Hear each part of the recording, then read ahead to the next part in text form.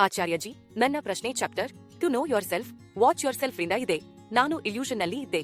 ಕೇವಲ externally bondages ತೆಗೆದು ಹಾಕುವುದರಿಂದ ಅದು ಮನುಷ್ಯರ ರೂಪದಲ್ಲಿರಲಿ ಅಥವಾ ಆಬ್ಜೆಕ್ಟ್ಸ್ ರೂಪದಲ್ಲಿರಲಿ ಆ ಬಂಧನಗಳು ಹೋದಂತೆ ಕಾಣಿಸುತ್ತಿತ್ತು. ನೀವು ಚೆನ್ನಾಗಿ ಅರ್ಥ ಮಾಡಿಸಿದ್ದೀರಿ.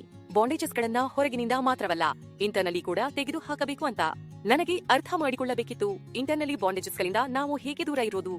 ನೀವು ಅನೇಕ ವಿಷಯಗಳನ್ನ ತೆಗೆದುಹಾಕಿ ಕೇವಲ ಒಂದು ವಿಷಯದಿಂದ ಪ್ರಾರಂಭಿಸಿ, ಅದುವೇ ಡಿಪೆಂಡೆನ್ಸಿ, ಅವಲಂಬನೆ.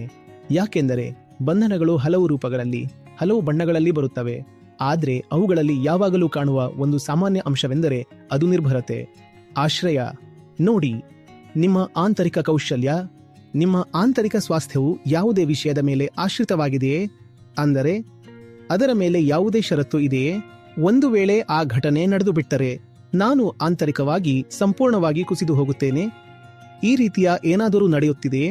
ಮತ್ತು ಒಂದು ವೇಳೆ ಈ ರೀತಿ ನಡೆಯುತ್ತಿದ್ದರೆ ಅದು ಅಪಾಯದ ವಿಷಯ. ಏಕೆಂದರೆ ಯಾವ ಘಟನೆ ಸಂಭವಿಸಬಹುದೋ ಆ ಘಟನೆ ಸಂಭವಿಸುತ್ತದೆ. ಇದು ಮರ್ಫೀಸ್ ಲಾ. ಮತ್ತೆ ನೀವು ಏನಾದರೂ ಆ ಘಟನೆ ನಡೆದರೆ ನಾನು ಆಂತರಿಕವಾಗಿ ಹಾಳಾಗುತ್ತೇನೆ ಎಂದು ಇಟ್ಟುಕೊಂಡರೆ ಆ ಘಟನೆ ಖಂಡಿತ ನಡೆಯುತ್ತದೆ ಮತ್ತು ನಂತರ ನೀವು ಹಾಳಾಗುವುದು ಖಚಿತ. ಹೊರಗಿನಿಂದ ನಾವು ಅನೇಕ ವಿಷಯಗಳ ಮೇಲೆ ಡಿಪೆಂಡೆಂಟ್ ಆಗಲೇಬೇಕಾಗುತ್ತದೆ. ಅದನ್ನ ನಾವು ತಡೆಯಲು ಸಾಧ್ಯವಿಲ್ಲ. ಆದ್ರೆ ಆಂತರಿಕವಾಗಿ ಡಿಪೆಂಡೆಂಟ್ ಆಗಬೇಡಿ. ಒಳಗೆ ಏನೋ ಒಂದು ಇರಬೇಕು. ಅದು ಹೊರಗೆ ಏನೇ ಆದರೂ ಸರಿ, ಓಕೆ, ಸಹಿಸಿಕೊಳ್ಳುತ್ತೇವೆ, ಬದುಕುತ್ತೇವೆ, ನಿದ್ರಿಸುತ್ತೇವೆ.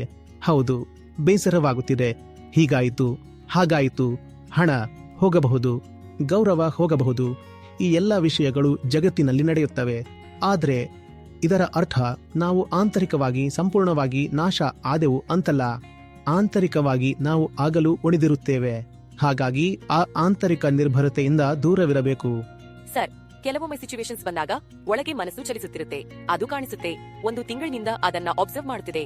ಆಗ ನನಗೆ ಅರ್ಥವಾಯಿತು, ಜನ ಡಿಸ್ಟೆನ್ಸ್ ನಲ್ಲಿ ಇದ್ದರು. ಆ ಸಿಚುವೇಶನ್ ಮನಸ್ಸಿನಲ್ಲಿ ಮತ್ತೆ ಮತ್ತೆ ಪುನರಾವರ್ತನೆಯಾಗುತ್ತದೆ. ಹಾಗಾಗಿ ಅದನ್ನ ಹೇಗೆ ಫಿಕ್ಸ್ ಮಾಡುವುದು? ಆ ಸಿಚುವೇಶನ್ ಪುನರಾವರ್ತನೆಯಾಗಲು ಕಾರಣ ಡಿಪೆಂಡೆನ್ಸಿ. ಹಾಗಾಗಿ ಮನಸ್ಸು ಪದೇ ಪದೇ ಹೀಗಾದರೆ ಹಾಗಾಗುತ್ತದೆ ಎಂದು ಯೋಚಿಸುತ್ತೆ. ಮತ್ತೆ ಅದನ್ನ ನೀವು ಮನಸ್ಸಿನಲ್ಲಿ ಒಂದು ಲೂಪ್ನಂತೆ ಪ್ಲೇ ಮಾಡುತ್ತೀರಿ. ನೀವು ಹಾಗೆ ಮಾಡುತ್ತೀರಿ ಏಕೆಂದರೆ ಆ ವಿಷಯ ನಿಮಗೆ ಮುಖ್ಯವಾಗಿದೆ, ಸಿಗ್ನಿಫಿಕೆಂಟ್ ಆಗಿದೆ. ಸರಿಯಾಗಿ ನೋಡಿ, ಅದು ಯಾವುದರ ಮೇಲೆ ನಿಂತಿದೆ. ಅದು ಯಾರಾದರೂ ಒಬ್ಬ ವ್ಯಕ್ತಿ ಆಗಿರಬಹುದು, ಒಂದು ವಿಚಾರ ಆಗಿರಬಹುದು, ಒಂದು ನಿರೀಕ್ಷೆ ಆಗಿರಬಹುದು, ಏನೇ ಆಗಿರಬಹುದು. ಅದರ ಮೇಲೆ ನೀವು ನಿಮ್ಮ ಡಿಪೆಂಡೆನ್ಸಿಯನ್ನ ಇಟ್ಟು ಬಿಟ್ಟಿದ್ದೀರಿ. ಸರಿ,